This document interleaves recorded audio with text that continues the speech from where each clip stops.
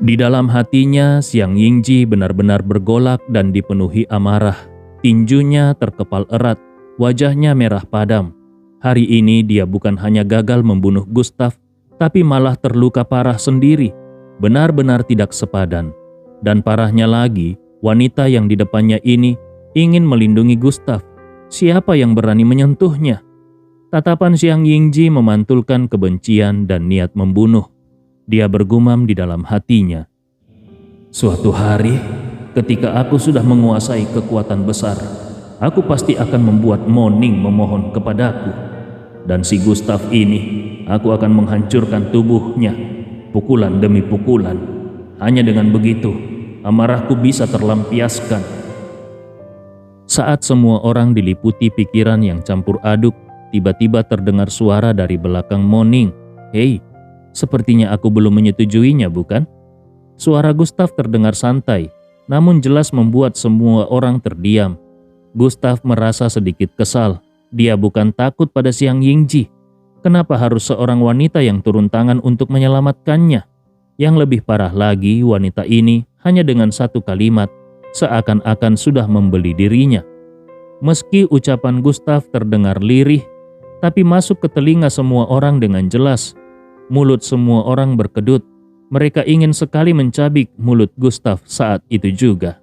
Sementara itu, tatapan mata Moning yang dingin seperti es menyapu ke arah Gustav dan dia mendengus pelan. "Gustav, kau tidak punya hak untuk menolak.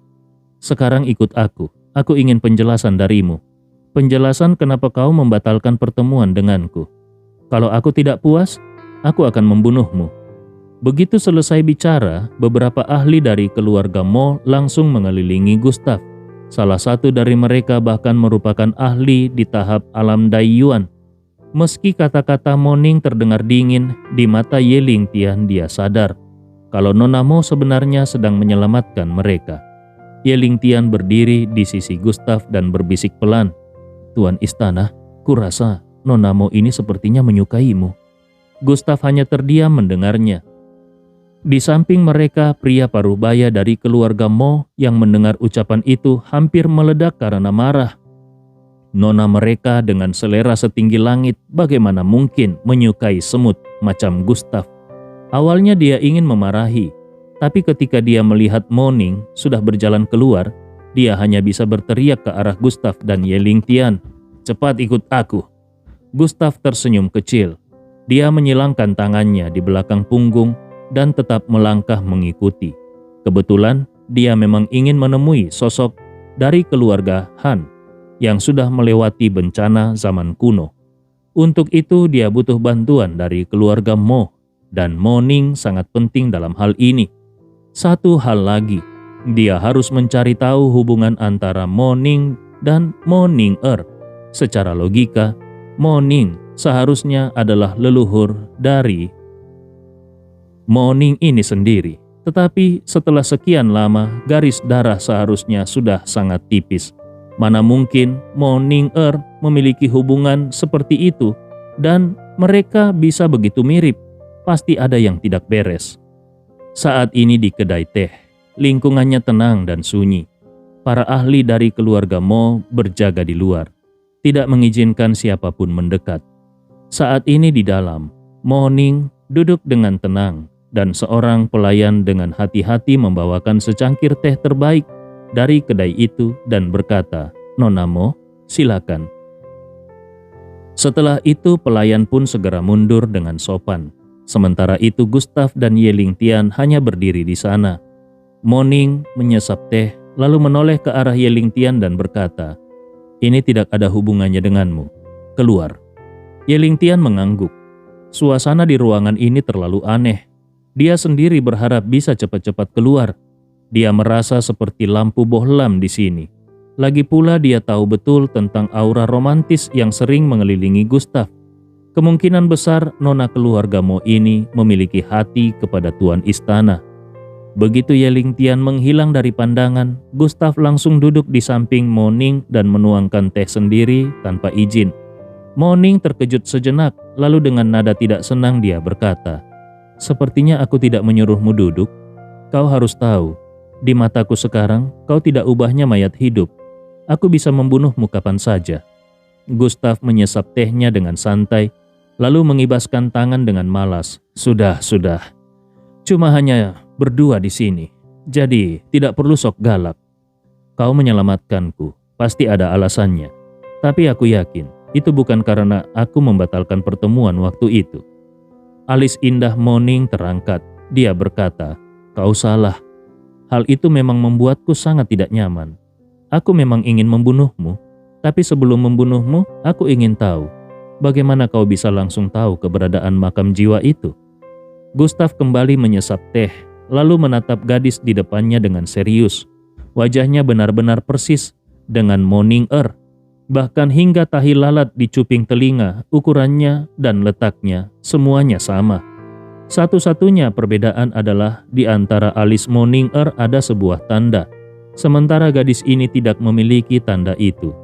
Moning merasa sedikit tidak nyaman karena ditatap begitu intens. Dia berkata, "Jawab pertanyaanku." Gustav menggeliatkan badannya dengan santai lalu tersenyum. "Kalau aku bilang bahwa aku hanya menebaknya, apakah kau akan percaya?" Moning langsung menggelengkan kepalanya. "Tidak." Gustav berdecak. "Wah, sayang sekali. Padahal aku memang hanya menebaknya." Tentu saja Gustav tidak akan mengungkapkan tentang Xiao Huang. Meskipun dia punya kesan baik terhadap Moning, bukan berarti gadis ini boleh tahu rahasianya. Moning langsung menepakkan telapak tangannya ke meja. "Kau?"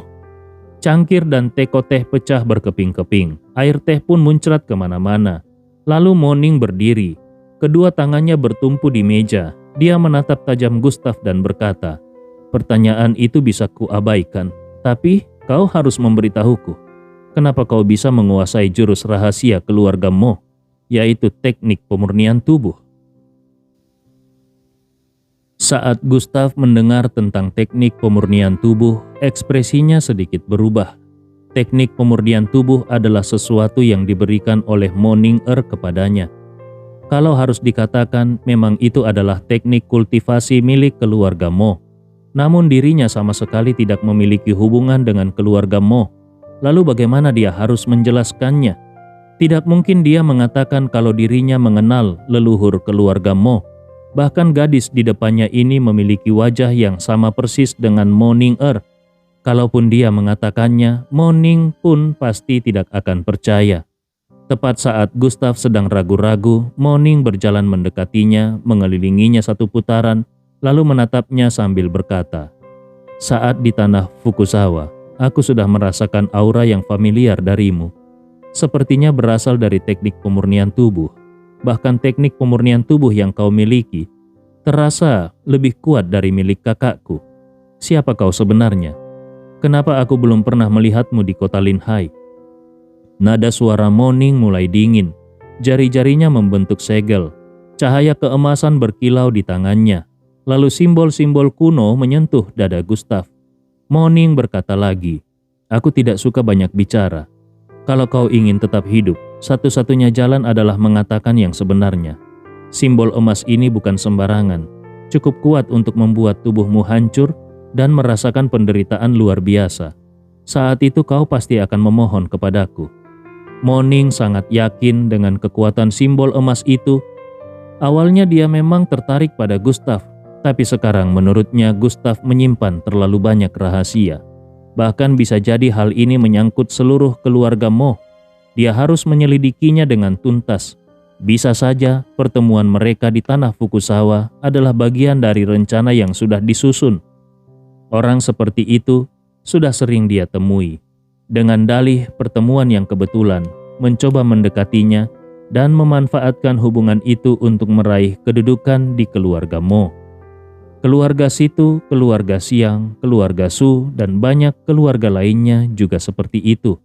Itulah sebabnya dia selalu bersikap tegas terhadap orang-orang seperti ini.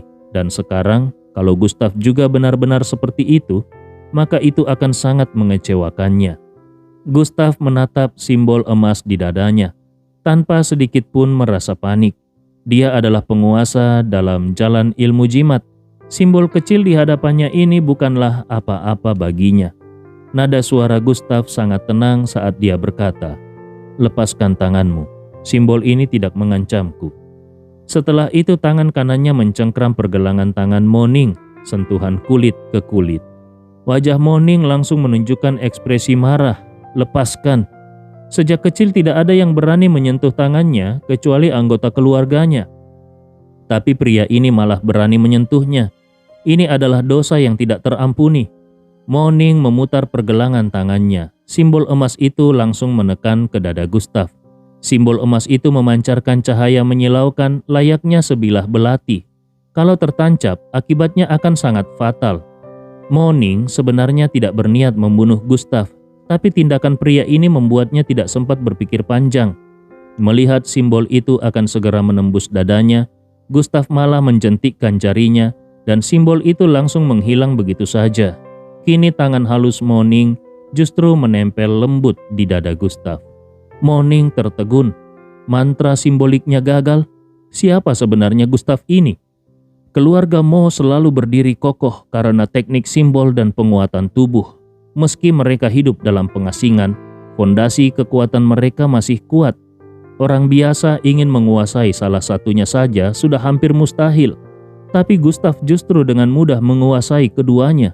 Bagaimana mungkin Moning bisa tetap tenang? Saat ini Gustav berkata, "Nona Mo, tidak baik menyentuh dada pria seperti ini." Mendengar suara Gustav di telinganya, Moning buru-buru menarik tangannya, lalu mundur beberapa langkah agar menjaga jarak aman dari Gustav. Dia berkata, "Gustav, jangan macam-macam. Jangan-jangan darah keluarga Mo mengalir di tubuhmu. Bisa jadi nama Gustav itu pun palsu, bukan?" Gustav menggelengkan kepalanya. Dia tidak berniat melanjutkan basa-basi, jadi dia berkata dengan serius, "Bisakah aku mempercayaimu?" Moning tertegun sejenak dan ragu selama beberapa detik, lalu kemudian mengangguk tegas. "Saat ini selain aku, tidak ada satupun orang yang bisa kau percaya. Kalau aku memang ingin membunuhmu, tadi aku tidak akan repot-repot menyelamatkanmu. Ada perasaan aneh dari tubuhmu saat kau mengalami bahaya tadi. Aku seperti mendengar suara di dalam hatiku yang mengatakan kalau aku harus menyelamatkanmu." Tatapan mata Gustav menyipit. Tanpa basa-basi, ia langsung berkata, "Aku memiliki hubungan dengan keluarga Mo. Bisa dibilang, aku mengenal leluhur keluarga Mo kalian." Alasan Gustav mengungkapkan hal itu adalah karena suara Moning-er dari makam reinkarnasi tiba-tiba terdengar. Dia hanya mengucapkan beberapa kata, "Tuan makam, tenanglah, gadis itu tidak akan menyakitimu." Wajah Moning berubah saat mendengar ucapan Gustav. Dia menunjukkan ekspresi tidak percaya. "Kebohongan macam apa itu? Apa kau pikir aku, gadis kecil berumur 3 tahun?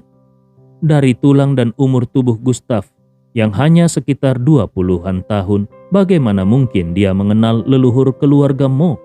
Lagi pula Gustav juga tidak terlihat seperti iblis tua yang sudah hidup jutaan tahun." Tentu saja Gustav punya cara untuk menjelaskannya. Tangannya pun memadatkan cahaya Buddha keemasan. Seketika tinju emas Vajra 1000 Buddha dilancarkan. Cahaya Buddha menyebar. Kekuatan dahsyat seperti badai langsung menghancurkan seluruh meja hingga hancur berkeping-keping. Bayangan tinju yang terkondensasi dari niat tinju 1000 Buddha langsung menembus seluruh kedai teh. Dinding runtuh, lantai pun retak dan debu berterbangan ke segala arah. Saat ini, wajah Moning seolah membeku. Dia sangat mengenali tinju emas Vajra 1000 Buddha ini. Dalam seluruh keluarga Mo, hanya ayah dan kakaknya saja yang bisa menguasainya. Sedangkan anggota keluarga Mo lainnya termasuk dirinya sendiri sama sekali tidak bisa mempelajarinya. Karena ini adalah teknik murni elemen Yang, yaitu elemen positif. Dan sekarang dia malah menemukan orang ketiga dari luar keluarga Mo. Yang paling mengejutkan adalah tinju emas Vajra 1000 Buddha milik Gustav justru terasa lebih murni daripada milik ayah dan kakaknya. Satu-satunya penjelasan adalah teknik kultivasi Gustav benar-benar berasal dari leluhur mereka. Namun kenapa leluhur memberikan teknik itu kepada orang luar? Moning langsung melontarkan 3 pertanyaan berturut-turut. "Kenapa kau datang ke kota Linhai? Jangan-jangan leluhurku yang menyuruhmu? Apa leluhurku masih hidup? Gustav tidak mengungkapkan keberadaan Mo Ning-er, tetapi hanya berkata, "Untuk rinciannya, aku tidak bisa menjelaskan. Tapi yang jelas, ini memang ada hubungannya dengan leluhur keluarga Mo. Dan sekarang ada satu hal yang membutuhkan bantuanmu." Mo Ning berpikir sejenak, lalu memilih untuk sementara waktu percaya kepada Gustav. Dia berkata, "Katakan saja, asalkan itu tidak merugikan kepentingan keluarga Mo, aku akan mempertimbangkan untuk membantumu." Namun tidak disangka Gustav justru mengucapkan sesuatu yang mengejutkan. "Aku ingin bertemu Han Yun dari keluarga Han. Aku harus bertemu dengannya. Masalah ini berkaitan dengan 100 ahli besar dan waktu yang tersisa sebelum perjanjian dengan klan darah roh tinggal 1,5 tahun. Bagaimanapun juga dia harus menemui orang ini." Hati Mo Ning langsung bergemuruh. Kalau permintaan Gustav adalah hal lain, mungkin dia benar-benar akan memenuhinya. Namun ini berkaitan dengan keluarga Han, yang lebih parah lagi, menyangkut sosok misterius dari keluarga Han itu. Bahkan meskipun dia ingin membantu, dia tidak punya hak untuk melakukannya. Mo Ning berkata, "Gustav, mengenai hal ini aku tidak bisa membantumu. Walaupun hubungan keluarga Han dan keluarga Mo cukup dekat, tapi selama menyangkut Han Yun, hubungan sebaik apapun tidak ada gunanya. Apalagi Han Yun sudah bertahun-tahun menutup diri dan tidak menemui siapapun. Sebaiknya kau lupakan saja." Tatapan mata Gustav langsung mengeras. Tentu saja dia tidak akan menyerah begitu saja. Lalu dia berkata lagi, "Aku hanya butuh keluarga Mo mengantarku sekali saja ke tempat keluarga Han. Sisanya aku akan mengurusnya sendiri." Mata indah Mo Ning menatap Gustav dengan tajam. Dia bisa merasakan keteguhan tekad Gustav. Meski dia tidak tahu apa tujuan Gustav, tapi nama Han Yun itu memang berhubungan dengan salah satu leluhur mereka.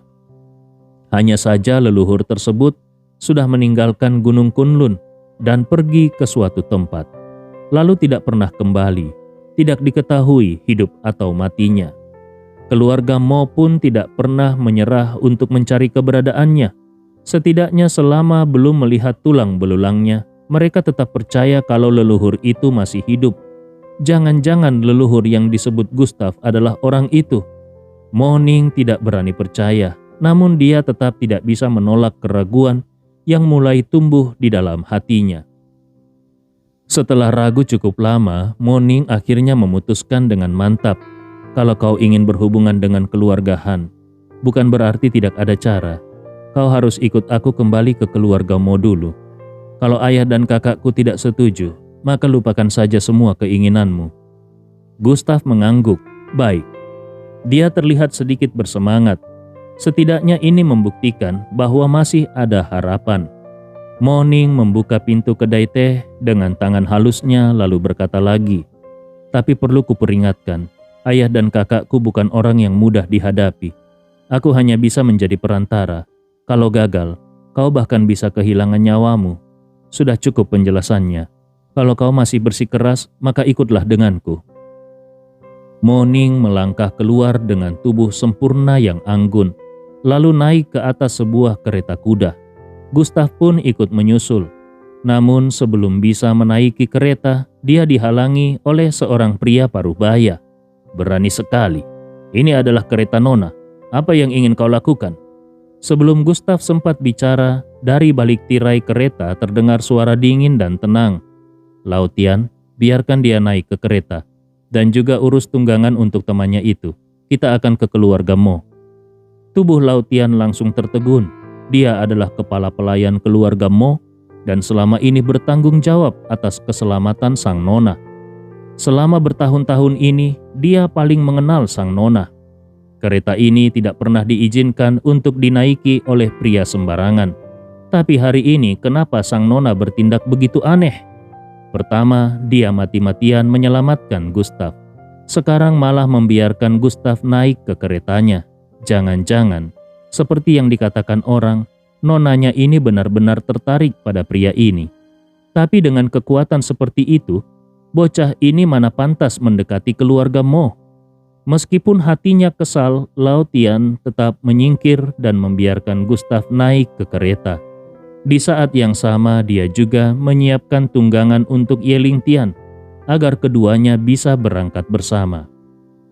Yeling Tian melirik Lao Tian lalu berkata, "Sudah kubilang kan, nona kalian tertarik pada tuanku, tapi kau tidak percaya. Di Tiongkok, tuanku dijuluki sebagai pemetik dewi. Bisa dibilang nona kalian juga akan jatuh seperti yang lain. Itu sangat wajar. Lagi pula, kau pasti tahu soal Ji King, bukan? Kudengar dia juga tertarik pada tuanku. Itu bukan rahasia. Kau tinggal cari tahu saja." "Ah, sudahlah, urusan cinta kau mana paham." Lao Tian hampir muntah darah mendengar ucapan santai Yeling Tian itu. Tiongkok adalah tanah rendah, bahkan tidak memiliki aura spiritual dan tidak bisa digunakan untuk kultivasi. Dari tempat serendah itu, bagaimana mungkin semut seperti Gustav pantas untuk nona mereka? Tapi masalahnya semua kejadian ini memang seolah-olah menuju ke arah itu.